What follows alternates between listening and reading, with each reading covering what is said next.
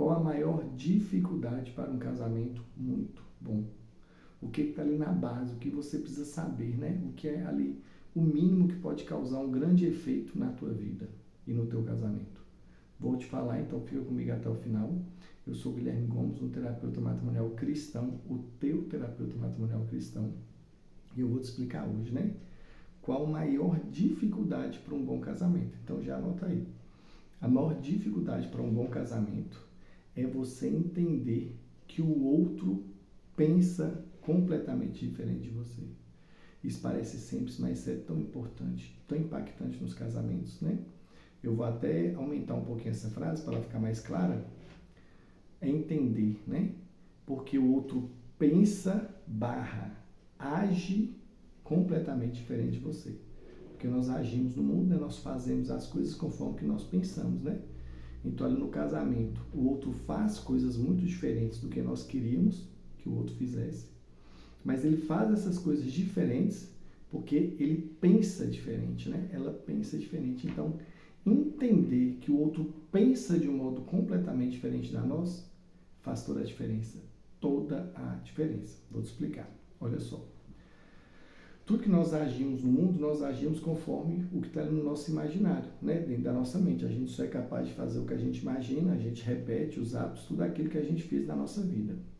E nós temos a formação da nossa mente, a formação do nosso imaginário, recheado ali por informações, né? Primeiro, a questão do nosso gênero, né? Se nós somos homem ou mulher. Ali já torna o nosso imaginário completamente diferente um do outro, né? Um homem, naturalmente, biologicamente, ele pensa completamente diferente de uma mulher, né? Então já tem esse primeiro ponto. O outro pensa completamente diferente por causa disso. Segundo, tem a criação, né? Às vezes o outro tem uma criação completamente diferente da sua, né? Algo que na sua casa não acontecia, era raro, e quando acontecia era algo assim estrondoso, na casa do outro é normal, é cotidiano, é rotineiro. Então, vocês cresceram com impressões diferentes sobre a mesma situação. Então, vocês vão pensar e agir no mundo de modo diferente. Tem também as feridas emocionais, né? Às vezes você passou por uma ferida, o outro não, o outro tem outra ferida. Então, as feridas também moldam muito o modo de pensar e o modo de agir. Então, veja só. O outro pensa completamente diferente da gente, só que, preste atenção, nós interpretamos o que o outro faz conforme a nossa mente. A gente pensa que a nossa mente aqui está lá dentro da mente do outro, né? A gente analisa o nosso mundo ao nosso redor, tudo que a gente vive, que a gente está sentindo, que a gente está fazendo, conforme a nossa mente. E a gente imagina que na cabeça do lado tem uma mente bem parecida com a nossa, né? Bem parecida, né? Algo que para nós é óbvio, a gente pensa que para o outro é óbvio também, né? Algo que para nós é difícil, a gente pensa que para o outro também seja difícil, né? E eu vou até dar uma amenizada aqui, né? Às vezes a gente até consegue entender que o outro pensa diferente, mas a gente não leva isso muito a fundo, né? Vou dar um exemplo aqui bem claro. Às vezes tem algo que para você é óbvio, né? É óbvio, isso aqui aconteceu, tem que fazer aquilo ali. E você já explicou para o teu marido diversas vezes isso, que isso é importante, que isso é óbvio. E o teu marido, ele até racionalizou, ele entendeu que aquilo é importante, que aquilo é óbvio. Só que ele foi criado de um modo completamente diferente daquilo, então ele vai demorar para mudar aquilo, mesmo que ele já entendeu que aquilo é óbvio. Mas como você pensa que a mente dele é parecida com a sua, você acha que só dele ter entendido, agora ele vai começar a fazer. Mas muitas vezes, mesmo tendo entendido algo, a gente não consegue fazer diferente, né? Eu trato muito disso, muito mesmo com mulheres, né, que têm dificuldade na vida sexual. Elas conseguem entender a importância do sexo, mas não conseguem ser diferentes no dia a dia, né? Eu lido muito com homens, né, que as mulheres já explicitaram que precisam, né? Eu vou me sentir amado, eu vou me sentir cuidado se você fizer isso, isso, isso. O homem entende, o homem anota e o homem não consegue fazer, né? Aí você pensa, Guilherme, que pessoa fraca, né? Não, gente, é difícil demais, né? Vou falar para vocês um problema pessoal meu, né? Eu tenho uma tendência a ser mais gordinho. Eu estou sempre acima do meu peso, eu estou sempre acima do meu peso ideal, eu estou sempre acima do peso que eu queria estar. E eu já entendi que isso é importante. Todos os dias eu me comprometo a me alimentar melhor, fazer mais exercício físico, a me hidratar mais para poder ter um organismo biológico mais saudável. E todos os dias, né, Quase todos os dias eu não consigo. Olha só como que é difícil. É difícil. Nós fazemos algo, nós mudarmos algo, mesmo que a gente já pensa. Então, voltando para o casamento. Você precisa entender que o outro tem uma mente completamente diferente da tua, que vai ser um processo difícil para ele modificar aqueles pensamentos, depois vai ser um outro processo difícil para, tendo os pensamentos modificados, ele mudar na vida cotidiana, prática. E você precisa esperar este processo acontecer. Entendeu o que eu estou querendo dizer? Faz sentido para você? Você precisa aceitar este processo. Este é o segredo de um casamento feliz. Este é o segredo de um casamento feliz. Você ver que algo que hoje não é bom, né? Ver algo que hoje precisaria ser melhor se o outro fizesse algo diferente. Mas você entender que o outro não consegue fazer isso diferente hoje, porque a mente dele barra o agir dele é completamente diferente, né? do seu pensar barra agir. E você esperar esta mudança acontecer. Esperar esta mudança acontecer. Este é um dos segredos de um casamento feliz, né? Por quê? Porque quando você entende que o outro pensa diferente e vai aceitar o tempo que esse outro precisa, as brigas hoje diminuem. Você não começa a brigar por causa de tudo, você consegue entender que existem processos, né? O clima entre vocês melhora, porque você para de brigar por tudo. Você para de brigar por qualquer coisa, né? Você aproveita as pequenas mudanças, né? Olha só como que eu vou falar que é importante. Você aceitou você queria uma grande mudança, queria que seu marido fizesse algo completamente diferente, mas você entende que ele pensa diferente e que isso vai demorar. Aí ele fez uma pequena mudança de 10% em direção daquilo que ele tem que ser. Se você pensa que ele pensa igual a você, você vai ficar brava com esses 10%. Você vai falar, pelo amor de Deus, já pedi tanto, já falei tanto, já expliquei tanto, ele só fez isso aqui, que homem miserável. Ele quer acabar comigo, ele quer me prejudicar, ele é meu inimigo dentro de casa. Você já teve esse sentimento? Ele é um inimigo que eu tenho dentro de casa. Olha só, porque você não conseguiu interiorizar que ele pensa diferente, ele age diferente, são processos. Agora, se você entender, não, realmente eu sou uma mulher, eu tenho a minha criação, eu tenho as minhas feridas emocionais, ele é um homem, ele teve a criação dele, ele tem as feridas emocionais dele, ele pensa, ele é um ser completamente diferente de mim, né? Tem um autor muito famoso, tem vários dessa coleção, né? Homens são de Marte, mulheres são de Vênus, porque realmente é como se fosse isso mesmo, né? Nós fôssemos de planetas diferentes, né? Eu acho que eu tenho uns 5 livros dessa série. Aqui, ó. Esse é o primeiro, o original. Homens são de Marte, mulheres são de Vênus, mas tem homens são de Marte, mulheres são de Vênus no quarto, homens são de Marte, mulheres são de Vênus na vida financeira, homens são de Marte, mulheres são de Vênus recomeçando, né? Tem vários, as energias, né?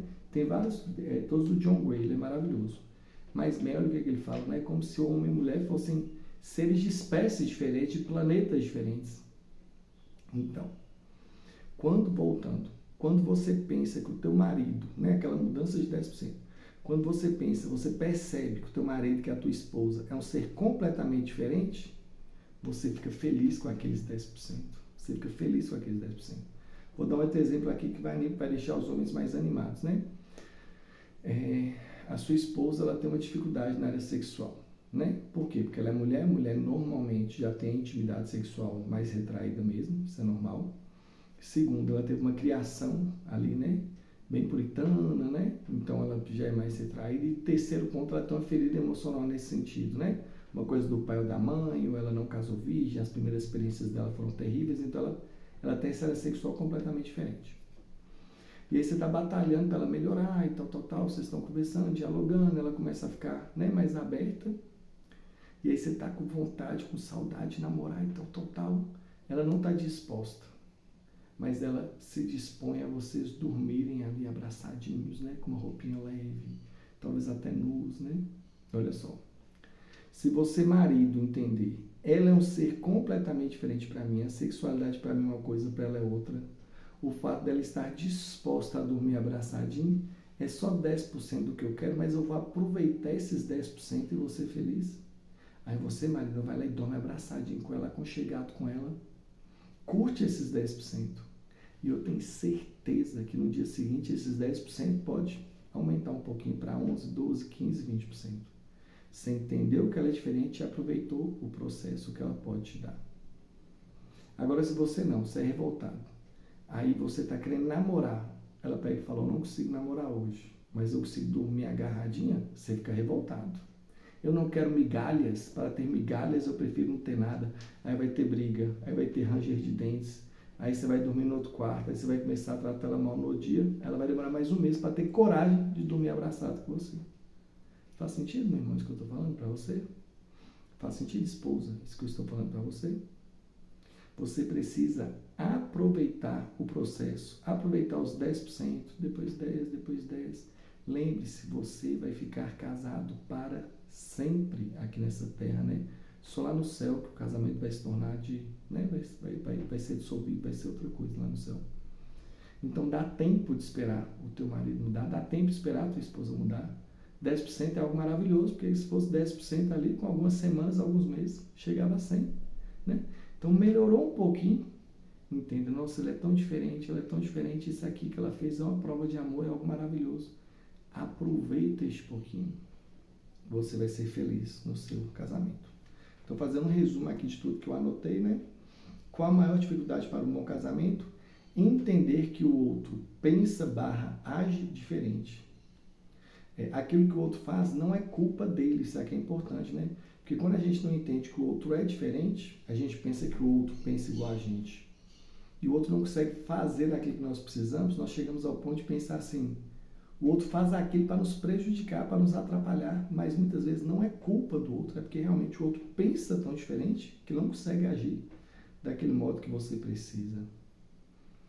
Entender que não fazemos tudo que queremos, né? Eu dei o exemplo aqui, né, da minha relação com o meu próprio corpo, né? A pessoa ela pode ter um gênero diferente, né? Ter uma criação diferente, ter feridas emocionais diferentes, ela é completamente diferente de você. Por fim, aceitar o tempo da mudança. Então, se para você está difícil, né, aceitar esse tempo da mudança, eu te aconselho a ficar em oração, né? Pedir a Cristo Jesus a virtude mesmo, o dom da paciência, né? Da humildade, que realmente é difícil, né? A paciência é algo difícil, a gente tem que pedir mesmo a Deus todos os dias, né? Então, peça a Deus em oração. E também, se tiver algo muito difícil, eu te aconselho a procurar uma terapia, né? Eu sou um terapeuta matrimonial. Em algum canto aí vai ter algum link aí que leva para as minhas redes sociais. Você pode entrar em contato comigo, vai ser muito bem atendido, muito bem atendida. Mas a terapia é muito bom para ter paciência, né? Muitos casais que eu consegui salvar, que estavam ali à beira do divórcio, a única coisa que eu fiz foi ajudar a pessoa a ter paciência, né? A pessoa estava decidida, vou pedir o divórcio hoje, porque eu não aguento mais esperar. Aí para esse cônjuge eu trabalhava a paciência, né? Mais uma semana. E o outro trabalhava as mudanças, né? E como as mudanças foram acontecendo, eles se reconciliaram, né? Mas o que eu mais fiz ali foi ajudar a esperar o processo acontecer, a ter paciência. Então isso é muito importante. Então se você precisar de ajuda, procure o terapeuta, me procure. Estou sempre à sua disposição. Então este é o segredo para ter um bom casamento. Entender que o outro pensa completamente diferente da gente e ter paciência para esperar as mudanças.